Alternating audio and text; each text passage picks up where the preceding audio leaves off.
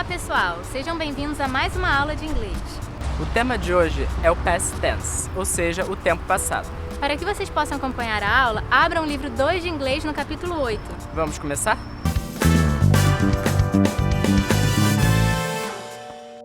Simple past é o tempo verbal usado para se falar do passado, ou seja, de um evento que já aconteceu.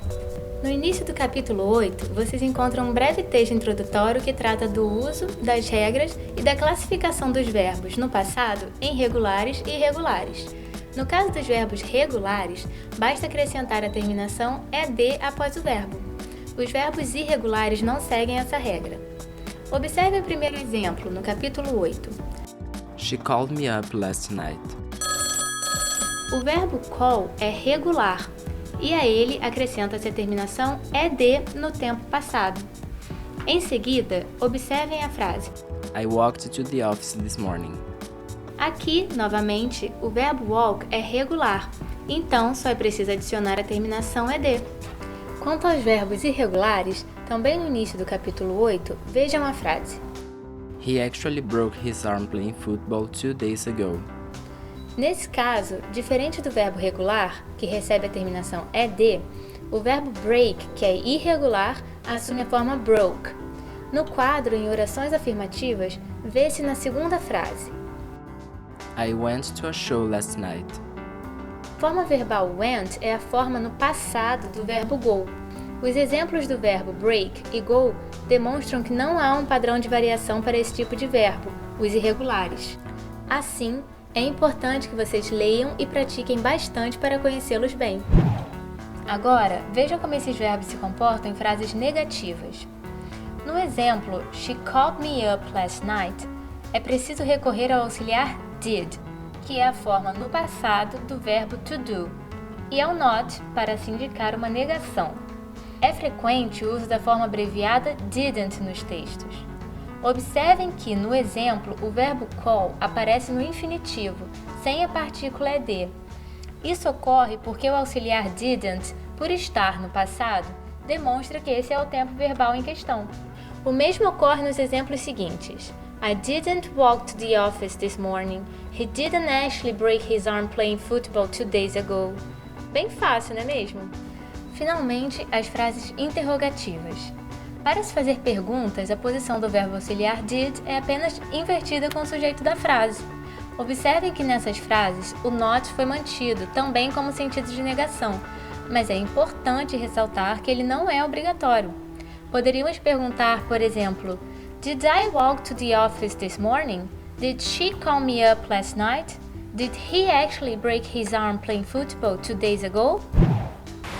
Vamos entender agora quando utilizamos o Simple Past. Usamos o Simple Past para falar de uma ação que começou e terminou em um momento específico no passado, como podemos ver nessa frase. Yesterday we had a party. Yesterday, ontem, está localizado em um lugar específico no passado. O Simple Past também é usado para expressar uma ação que se desenrolou no passado, ou seja, que teve duração no passado. Vejam o gráfico. É possível perceber diferença em relação ao primeiro, porque esse mostra que a ação levou algum tempo para ser concluída. The doctor treated the patient for 3 months. Ou seja, o tratamento durou 3 meses. Nesses casos, costuma-se utilizar expressões que denotem tempo, período, como for some time, for 2 days, etc. Com o Simple Past, também podemos ilustrar uma série ou sequência de ações dadas no passado. Vejam um exemplo. First, the scientist collected samples. Then he analyzed them. Podemos perceber que o cientista começou e terminou 2 ações em sequência no passado. Infinitas ações podem ser representadas dessa maneira, entenderam? A quarta utilização do Simple Past é descrever atos que ocorriam no passado, ou seja, costumes que acabaram. Vejam um exemplo. I studied biology when I was young. Nesses casos, para deixar claro que se trata de um hábito, costuma-se usar advérbios de frequência, como always, usually, never, etc.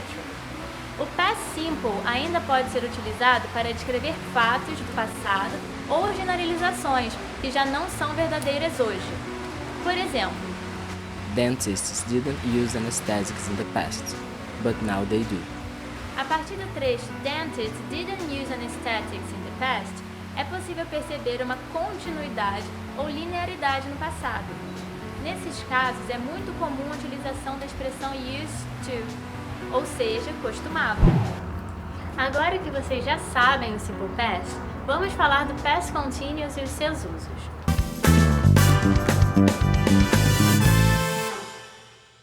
O Past Continuous é utilizado para expressar ações que estavam acontecendo no passado.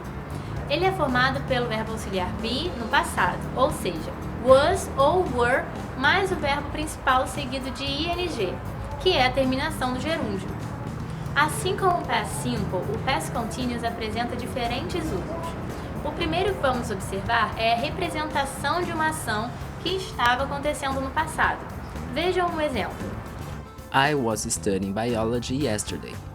Pode-se perceber que o estudante está descrevendo uma ação que estava acontecendo em um momento específico no passado, isso é, ontem. O segundo uso do Past Continuous é representar uma ação que estava se desenrolando quando outra ação a interrompeu. Observem o gráfico. Ele mostra que uma ação estava acontecendo até algo a interromper. Um exemplo é: I was studying biology yesterday when my friend walked into the room.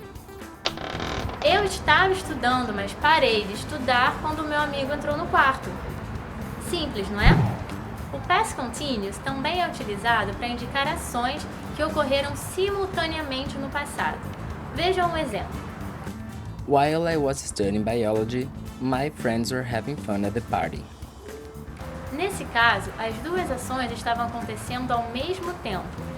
Alguns marcadores de tempo indicam a simultaneidade da ação. No exemplo, o marcador utilizado é while, que significa enquanto. Outros marcadores, como when e as, também podem ser utilizados para dar o mesmo sentido. Outra função do Past Continuous é demonstrar irritação causada por ações repetidas, como no exemplo. That student was always coming late to school. Aqui também deve-se prestar atenção aos advérbios de frequência, como always ou frequently. Esses deixam claro que tais atitudes são repetidas, o que demonstra irritação por parte do falante. Agora que já foram apresentados os tempos verbais Simple Past e o Past Continuous, é hora do próximo tópico dessa aula, o Present Perfect.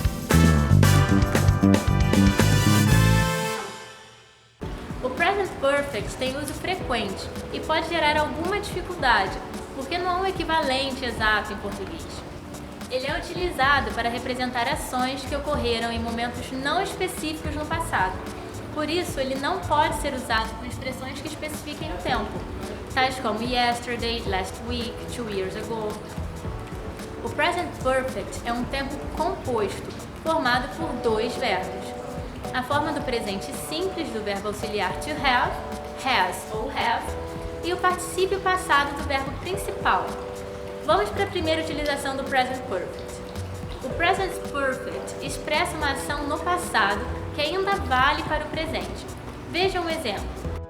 Bioengineers from the University of California have achieved the triple crown of stem cell culture.